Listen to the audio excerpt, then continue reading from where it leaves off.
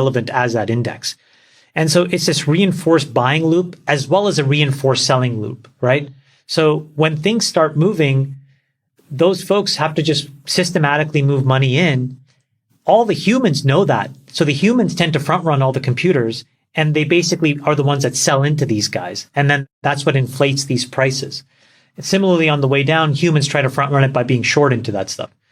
So we could see the capital markets open.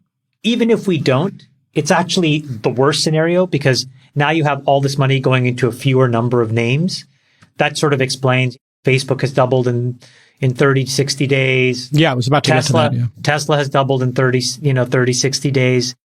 A lot of the tech stocks, like high beta stocks that we are all, helping to build, those companies have just absolutely ripped 60 to 100%.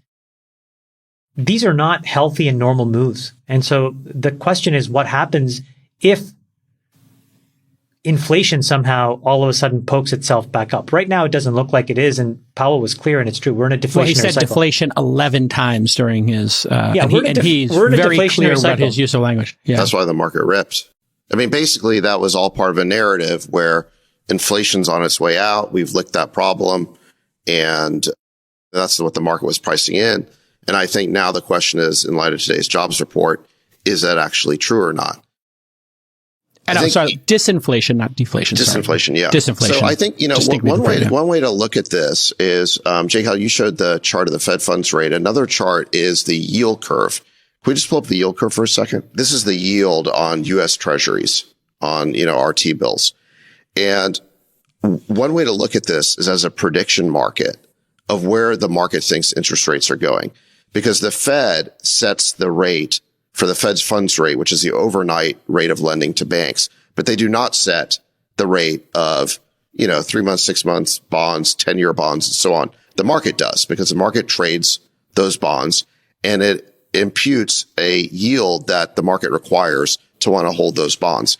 So what's interesting is that if you view the yield curve as a prediction market, it tells you at any given time what the collective wisdom is of the market. Now, this thing is fluctuating, moving all the time. So that collective wisdom is changing. But where things are today, it's pretty interesting. It looks like what the market is saying is that within the next 6 months, the rate peaks at 4.75%.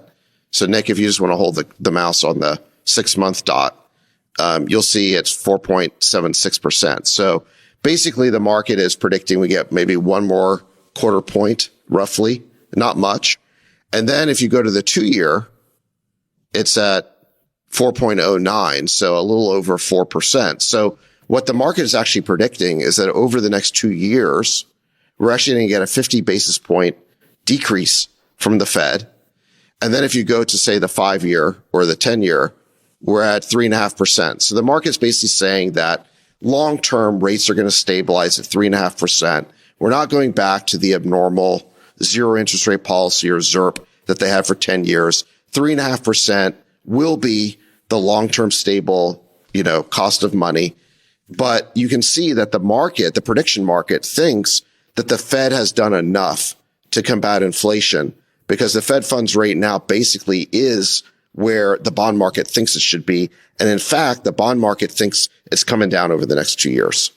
But coming down to what would be 3.5 in a world that we've lived in for largely over the 14 years of this bull run, the majority of that was at close to zero or zero. Right. And that's why we're never going back to the bubble of 2021 where SaaS companies were trading at 100 times ARR. We're going to go back to an environment more like a more normal one where valuations are more like the 2017 valuation, something like that. By the way, it's 3.5% is not a bad. It's still a great deal. Still a great deal if you got your mortgage at that. If you listen to Buffett's teacher, this guy, Ben Graham, in Ben Graham's book, the way that he would look at a stock, and obviously, look, things have changed, but the way that he would look at a stock is he would look at that risk-free rate, he would double it, and then the inverse of that is the maximum price to earnings ratio that he would pay for a stock, right? That's the trade-off is if you can get more than 2 times the risk-free rate, then it's worth owning a company. What that means is that if you take 3.5% as a terminal rate,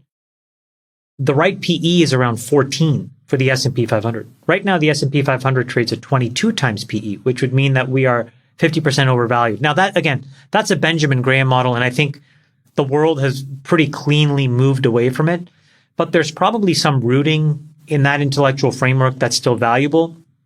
And to your point, David, it just reinforces that, man, we need to start to learn a new regime here, because when rates are not zero, there's just a lot of excess that you can't support, because the alternative trade-offs for investors are plentiful, and plowing money into a money-losing startup becomes less attractive.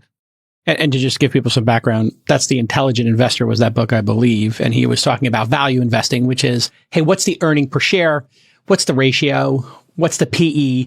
And that's something that growth and momentum investing has been the opposite of. And this is could be, I think you wrote a blog post about this, Chamath, sort of the regime change. If you look at the Googles, the Facebooks, the Apples, Amazon's is a little bit of an exception here. Those companies printed money. They had profits. They built up large cash reserves.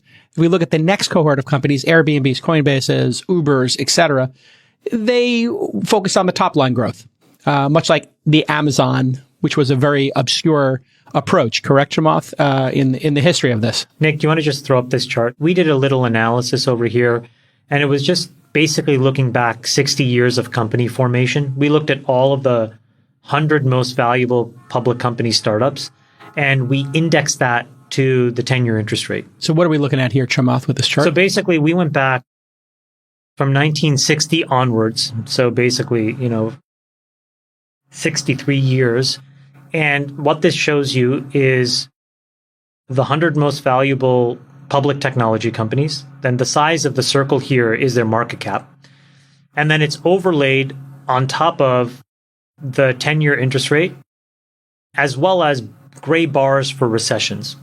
So what is this graphic meant to illustrate? Well, it just was for us to study, is there a correlation between the value of companies and what the interest rates were, or what the economy was doing at the time? And to your point, Jason, the trend is pretty starkly made on this chart, which is that if you are a company that was founded in a period of austerity, you had the ability in general to build a much larger company than that which was founded in a period of wealth and excess, right? So when you look at when rates were sort of approaching zero or were zero, there was a lot of really successful companies. They're listed here in the light gray on the right, but none of those things really represent the success that these other companies had. That's the first interesting takeaway.